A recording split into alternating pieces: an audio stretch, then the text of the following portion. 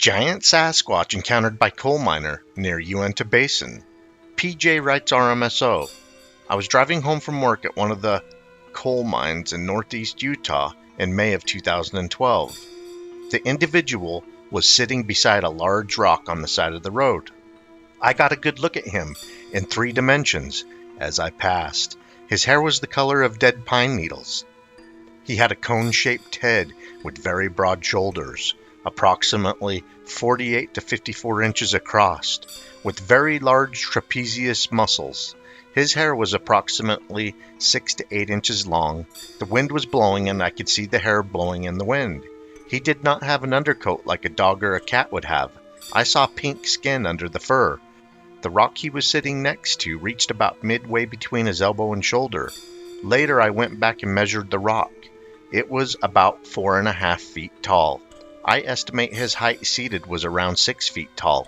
I estimate standing, he would be about 10 feet tall plus or minus. His back was to me, so I didn't see his face. As I drove by, I could not see a snout like a bear would have. Plus, bears don't have shoulders. My first thought was a large gorilla, but the proportions weren't right. A few months later, I was watching the Patterson-Gimlin film on TV. When that individual walked away, and you could see her from the back, I jumped up and yelled, "That's what I saw."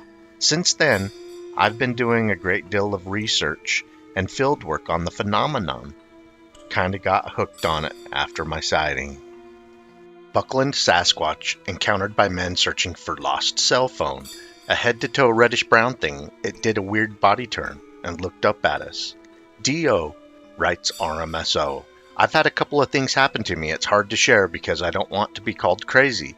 The first thing happened with my friend, and we both saw it. The second, I was alone, super early up American Fort Canyon, because I lost my cell phone the day before, up there. I didn't see anything, but from what happened, it scared me so bad, I had a hard time trying not to panic. The first time, me and my friend saw it, we were looking down at it from about 200 yards. It might sound weird, but it was by Buckland Flats up Bountiful Canyon. It happened in early 2004. Not sure if you've been there, but in the summer, it has a lot of outdoor traffic. We went up in the fresh snow playing in his truck. We saw it for about 8 seconds. The clouds were so thick, we had about no visibility 90% of the time.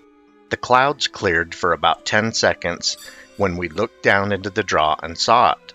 I will never forget it. I'll never forget my buddy's look in his face asking me if I saw it. It's hard to tell you exactly how it happened before, which is what freaks me out more. The second time was a lot different. I didn't see anything. I went up American Fort Canyon jeeping on a Sunday with some friends. We did the Forest Lake Trail. I lost my phone somewhere. The next day I called my boss and said I need to go look for it in a few places where we stopped. Phones aren't cheap these days. I didn't want to take my Tacoma up the trail for the fear of breaking something, so I walked. This was at 5 or 6 in the morning. I walked up the trail to where we first stopped to hang out and let some Jeep guys go by. I was looking around on the ground and I heard a huge loud crack. It sounded like someone swung a bat into a telephone pole. It happened just once. Then I could hear something moving. It sounded like around 50 yards away. I'm a hunter and I know the sounds. It was too heavy to be a deer. All that went through my head was, what would have made that loud knock? Truthfully, I panicked. I started walking back down the trail, walking backwards. I could hear something moving through the trees, staying with me, but in the thick trees. It did this until I hit the turn in the trail that changed directions. I've never been so scared in my life in the mountains. I still refuse to camp at that lake. Then my friends ask why I make up an excuse. I went home and Googled all the sounds moose and bighorn sheep make. Nothing sounds like what I heard. I was where the circle is. The line is where it was following me. Thanks for listening. The few I've told laughed at me. The Bountiful Canyon incident, I have a lot more detail that make me know it was not a person playing around. I don't want my name mentioned. I get harassed enough at work for telling people. I would show you the exact place it happened. Not sure how many people contact you like this, but it's hard for me to. I watch your YouTube channel and it's taken me a while to share. I'm scared of being alone in the mountains now. I almost contacted the Utah Sasquatch guy, then I watched his videos. I don't believe him. You guys seem like good people. Can I ask where Sasquatch Canyon is so that I never camp there with my son not knowing? I don't want any more things like this to happen to me. RMSO responds, the loud wood crack is interesting and may be Bigfoot activity. I'm interested in your 2004 sighting, the one that you said you and your friend saw it. Can you be more detailed on that one? Color, height, did you see the face? Yes, we get sighting reports all the time, several a month. Seems we get at least one American Fork Canyon Bigfoot sighting or somewhere near there reported to us every year. Dio continues. I'm happy to go into detail. Have you been up Bountiful Canyon before? The canyon starts right under the bee on the mountain for Bountiful High. It was at the Buckland Flats about 6 to 7 miles up the canyon road in 2004. My friend and I are Bountiful locals. When it snows, we have always gone up to see how far we can get up the canyon. This was back before the National Forest put a hat at the Buckland Flats. It had to be in February or March. It was really foggy. You couldn't see 10 feet from the truck.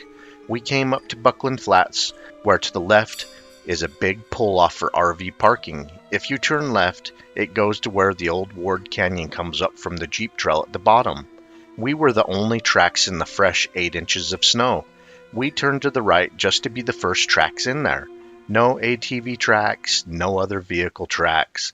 Then we turned out and headed up the canyon about a quarter of a mile further. It was still wide out. We came around a little curve, and for the first time the clouds broke for about 10 to 15 seconds. We looked down into the meadow about 150 yards below us. We saw a reddish-brown head-to-toe covered thing. It did a weird body turn and looked up at my friend's truck.